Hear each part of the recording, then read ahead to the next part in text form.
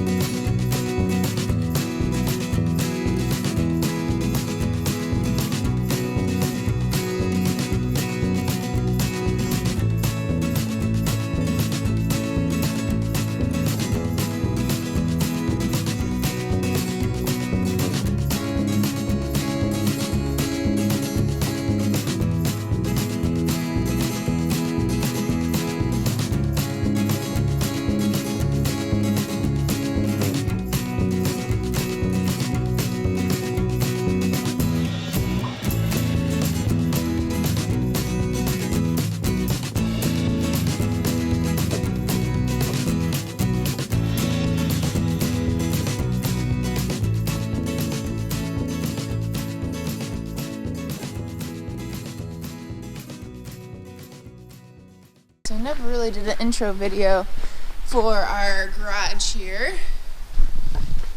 So we just constructed this garage. It took us a couple weeks. There was just a lot of poor information in the manual. The manual had basically just pictures and very unclear pictures. So it took us probably 2 weeks to build it. That was me mostly building it, and then David was helping with the difficult things. So if we would have had 2 people consistently building on it, it probably would have been better. But I was trying to find the box that originally came in here, because I don't remember the dimensions. But, okay, so this is our box here. Looks like it was a 16 by 24 foot garage, metal shed with 12-foot swing door. So that's what it was supposed to look like. And it just came in this big box here, you know, all the parts included. Shipping weight, almost 2,000 pounds. Yes, Jackson, that's not for you to chew on. No, that's not your toy, honey boo. No. I know, he likes to investigate the microphone. But yeah, so 2,000 pounds. It was a heavy girl. But the instructions, you know, pictures, and it did give some dimensions as far as where do you put the siding. It was just really unclear on a lot of things, and we learned from our livestock shelter build, our Chinese livestock shelter way over there that we're using for wood, that you can't really trust the dimensions that they give. They're all in millimeters, so you have to convert them to inches, but they're just not accurate at all. So like these panels here on the side, I think they ended up overlapping like a lot, like way out over here, and there was nothing we could do to get it so it fit right. You know, the seams weren't perfect. Like on the edge here, the front overlapped. The back actually came right up to where it should be, but the front overlapped so much that when you're putting this drip edge on, it was almost near impossible. We had to finagle it and twist it and hammer it and try to get it on there. And you can see our rivets, they held that drip edge on by rivets. Some of our rivets didn't go all the way through, so we had to do them multiple different times trying to get them onto the sheet metal. Not the most beautiful, but from a distance it looks fine. So then I was gonna explain on the side. So this is the side here for the panels. We end up just putting it like right to the bar. There's a support bar right here, so we put it right up to the bar, and then we went all the way down, just panel by panel, screwing it in with the self-tapping screws that they provided. And then it did come right up to this edge, which was great. So the sides and the side panels actually fit perfectly from support beam to support beam, like edge to edge. They fit perfectly. But the front and back panels, no matter what we redid this back section panels, sheet panels, probably 5 or 6 times. At first we tried to overlap some of these bottom ones, you know, with these ribs. We tried to overlap it because the problem is it's just too long. The sheet panel overhangs, no matter what we did, because you had to get the top panels to meet up with the bottom panels. And no matter what we did, it would always overhang. So it looks semi-decent, but it still doesn't look good.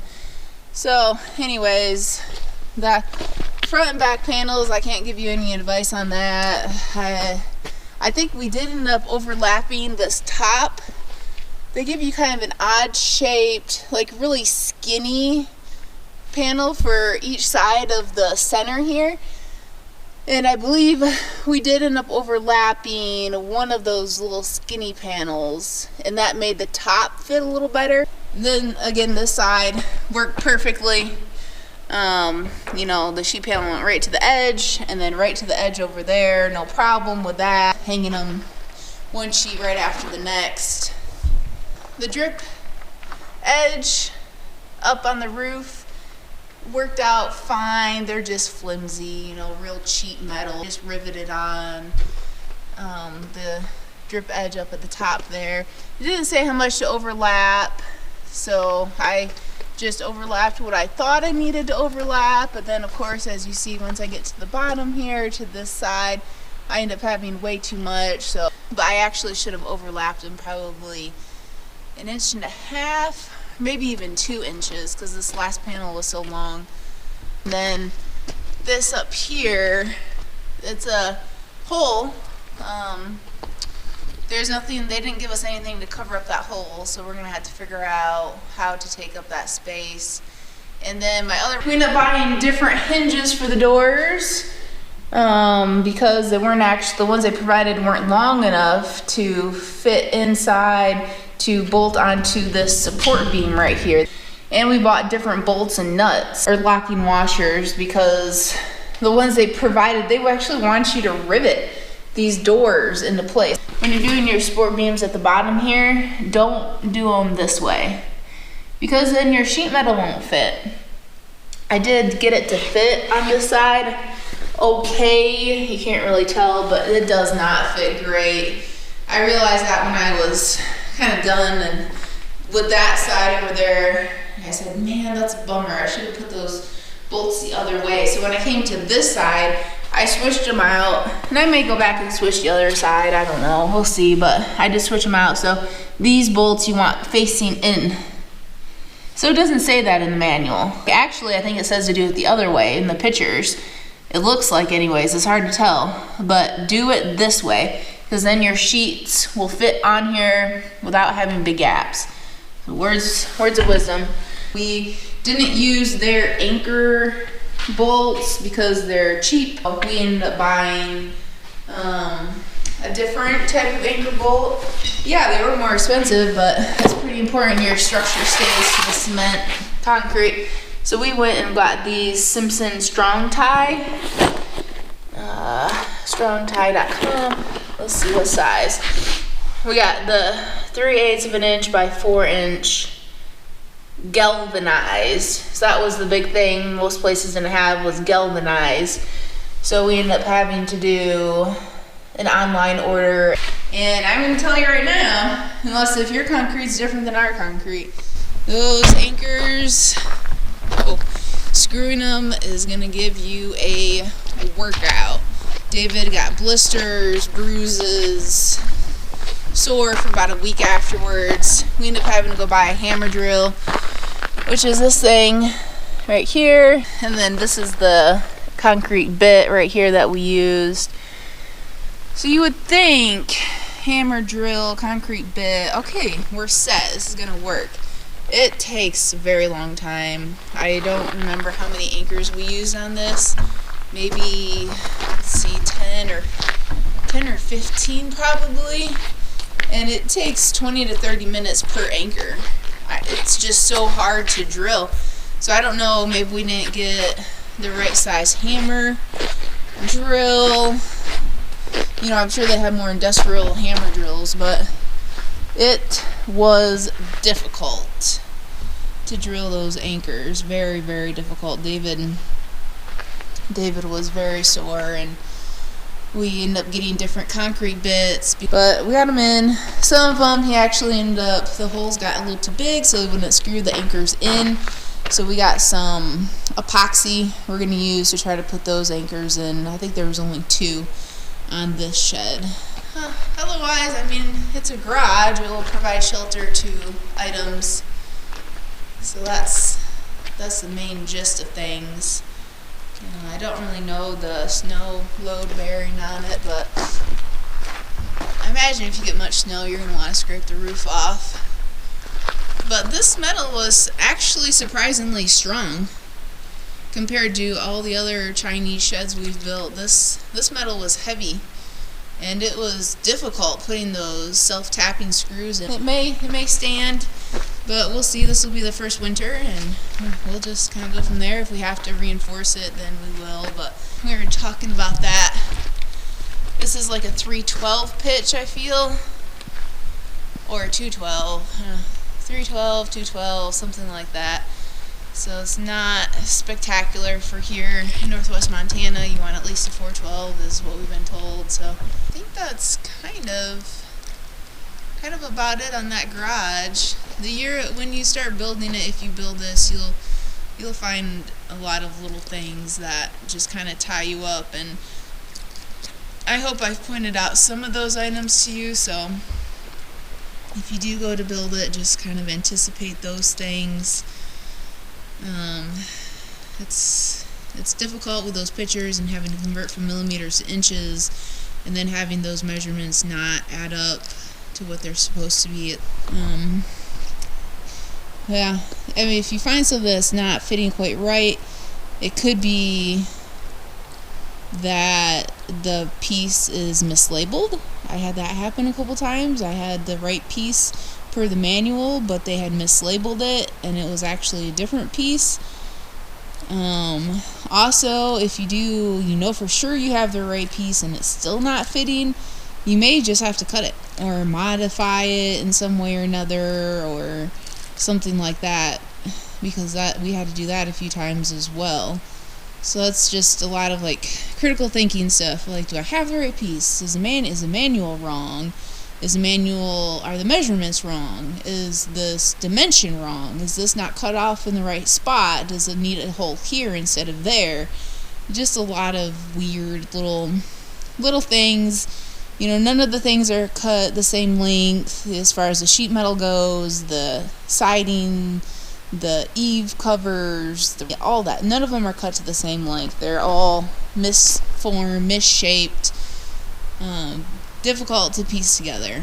So I don't know if that's helped you at all, but if anybody ever does build this building, I hope we've given some words of wisdom to you.